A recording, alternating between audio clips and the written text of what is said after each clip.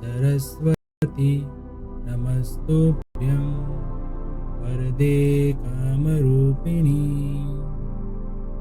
विद्यारम्भं करिष्यामि सिद्धिर्भवतु मे सदा।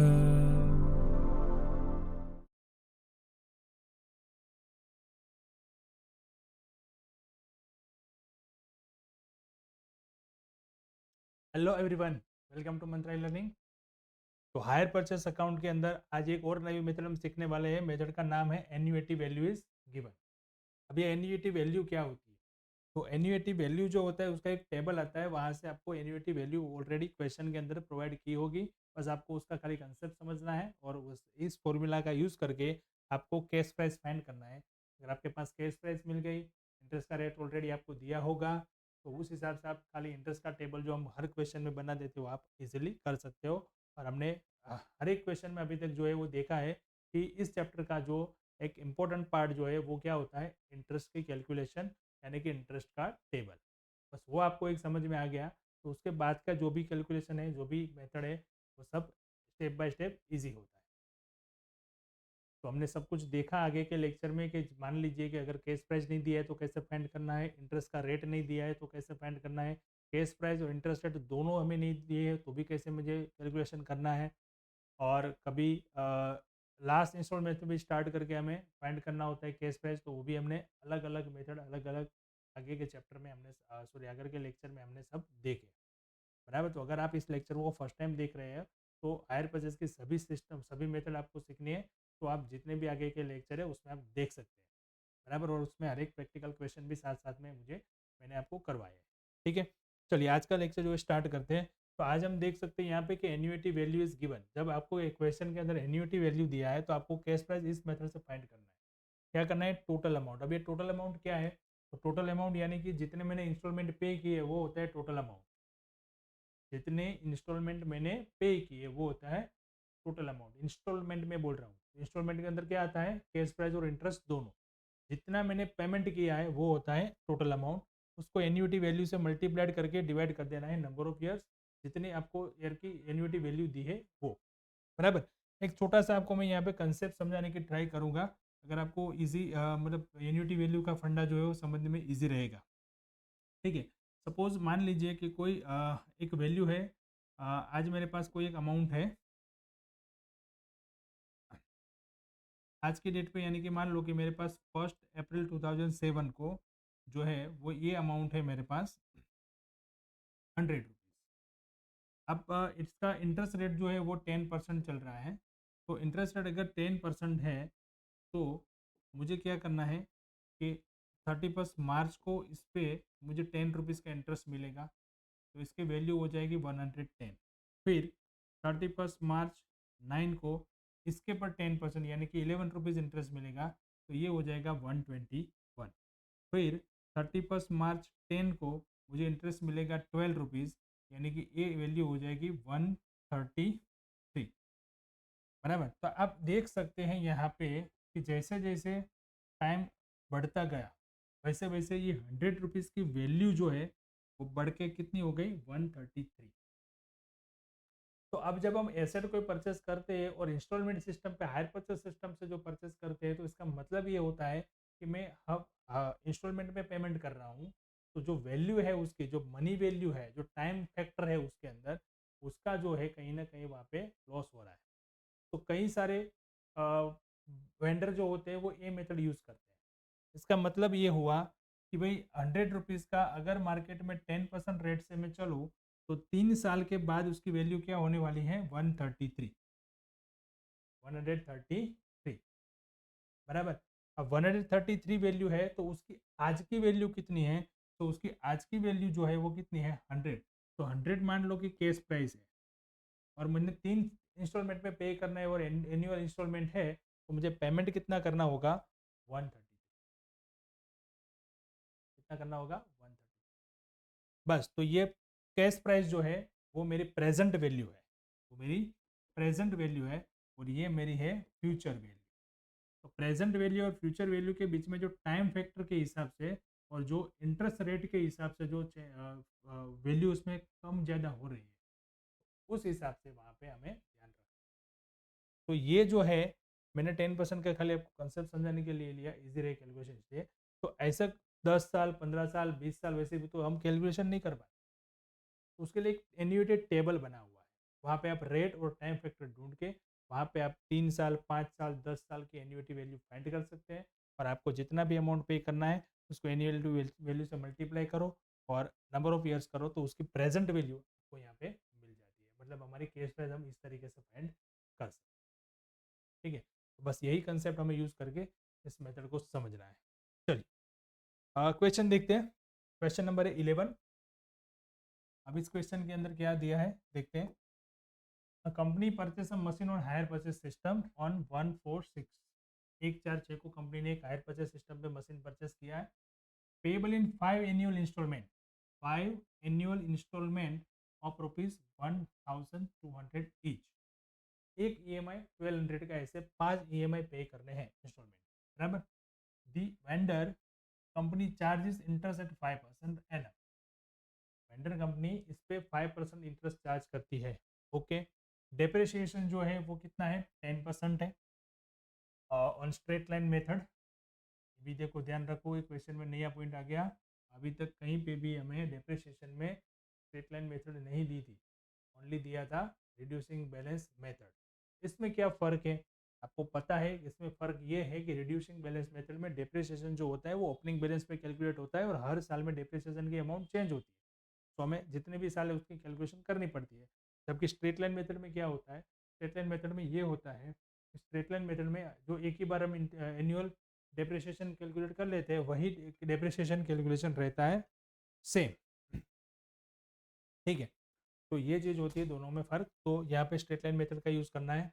आगे क्या बताया, accounting year of the company ends on 31 March. Company का फाइनेंशियल ईयर जो है 31 मार्च को खत्म होता है।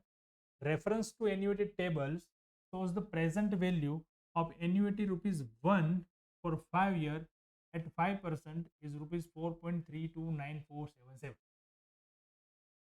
मतलब यहाँ पे एन्युटी टेबल्स पे उन्होंने फाइंड करके हमें प्रोवाइड किया है कि ₹1 की 5 साल के बाद की वैल्यू, प्रेजेंट वैल्यू आज की तारीख में 5% रेट के हिसाब से ये है 4.329477।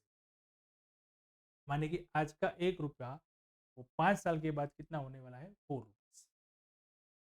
उस हिसाब से हमें ये वैल्यू प्रोवाइड की। हमें क्या करना है, खाली उसका यूज करना है फॉर्मूला का, और हमें कैश प्राइस फाइंड करनी है। So the necessary account in the books of the purchaser. Purchaser के बुक्स में हमें नेसेसरी अकाउंट्स प्रिपेयर करने हैं। कितने अकाउंट्स बनेंगे, 4। Machine account, vendor account, interest account and depreciation account. Done है। चलिए आगे बढ़ते हैं। सबसे पहले यहाँ पे हम कैलकुलेशन करनी पड़ेगी हमें केस प्राइस की। केस प्राइस हमें कैसे फाइंड करना है, तो केस प्राइस की कैलकुलेशन हम करते हैं। चलिए, तो पहला पॉइंट था हमारा यहाँ पे कि मुझे क्या चाहिए, पहले टोटल अमाउंट।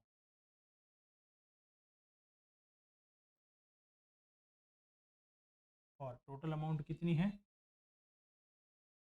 1200 का 5 इंस्टॉलमेंट, तो कितनी हो जाएगी, 6000।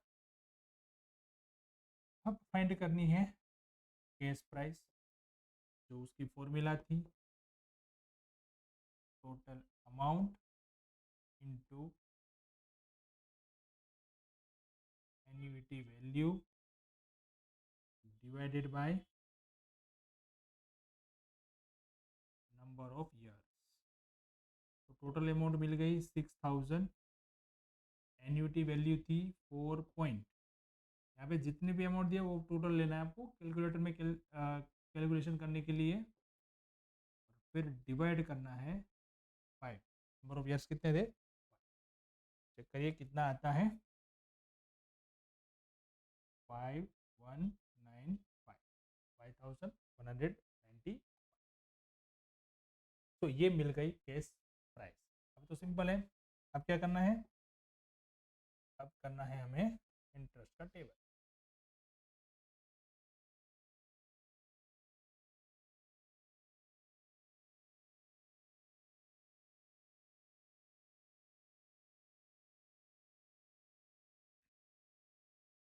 इंटरेस्ट के टेबल में हेडिंग क्या क्या आएंगे? सबसे पहले आएगा date, opening balance of cash price, instalment, interest, closing balance of cash price और कैलकुलेशन। ठीक है, चलो डेट कौन सी थी? 1 अप्रैल 6 से स्टार्ट किया और 5 एनुअल इंस्टॉलमेंट हमने वहाँ पे की है। तो चलिए इंटरेस्ट टेबल अब ये हम कंप्लीट करते हैं। तो यहाँ पे हमने देखा कि डेट के हिसाब से 1 अप्रैल को स्टार्ट होगा और 5 इंस्टॉलमेंट है, तो 31 मार्च 7, 8, 9, 10, 11 इस तरीके से 5 इंस्टॉलमेंट आएंगे। हर एक इंस्टॉलमेंट 1200 रुपीज़ का है। केस प्राइस हमने फाइंड कर ली 5195 बराबर, और इस तरीके से हम टेबल बना लेंगे। तो पहला जो यहाँ पे डाउन पेमेंट कुछ नहीं है, तो यहाँ पे कुछ केस प्राइस का पेमेंट नहीं हुआ है, तो क्लोजिंग केस प्राइस जो है वो रहेगी यहाँ पे 5195। कोई कैलकुलेशन नहीं आएगी यहाँ पे, तो इसका ओपनिंग बैलेंस हो जाएगा 5195। अब इसके ऊपर हम कैलकुलेशन करते हैं। 5195 इंटू 5%, तो यहाँ पे इंटरेस्ट हमें मिलता है 259 समथिंग, बट हम यहाँ पे राउंड फिगर लेंगे 260। अब 1200 में से 260 माइनस करके देखेंगे तो 940 जो है वो हमारा केस प्राइस आ जाएगा। अब इसमें से यानी कि जो हमारा ओपनिंग बैलेंस था केस प्राइस का, उसमें से 940 माइनस करके हमारा क्लोजिंग केस प्राइस आ जाएगा 4255, जो यहाँ पे बनेगा ओपनिंग, और इसके ऊपर इंटरेस्ट कैलकुलेट होगा 4255 इंटू 5%। अब यहाँ पे हम कैलकुलेट करते हैं 5%, तो हमें मिलता है 230। अब यहाँ पे 1200 में से ये माइनस करेंगे तो कैश प्राइस मिल जाएगी 987, और कैश प्राइस में से कैश प्राइस माइनस करके क्लोजिंग कैश प्राइस फाइंड करेंगे 3268 आ जाएगा यहाँ पे 3268। अब 3268 पे हम इंटरेस्ट कैलकुलेट करेंगे 5%, तो यहाँ पे इंटरेस्ट आता है 163, 1067, 2231।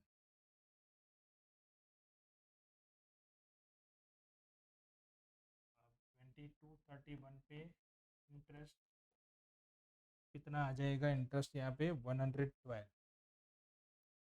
112 माइनस करके देखेंगे 1088 आएगा यहाँ पे। और इसमें से 1088 माइनस करेंगे तो 1143, लास्ट में 1143 पे इंटरेस्ट गिनेंगे 5% के हिसाब से, तो इंटरेस्ट आता है यस 57 रुपीज़, और 1200 में से 57 माइनस करेंगे 1143 आ जाएगा, देन इज कंप्लीट। तो ये हो गया इंटरेस्ट का टेबल। अब इंटरेस्ट का टेबल आ गया तो आपको कुछ करने की ज़रूरत नहीं है, सीधा आपको लेजर अकाउंट में, जैसे मैंने शॉर्टकट मेथड आपको लास्ट लेक्चर में बताई थी उस हिसाब से कैश प्राइस जो सारी कहाँ पे आएगी? मशीन अकाउंट में।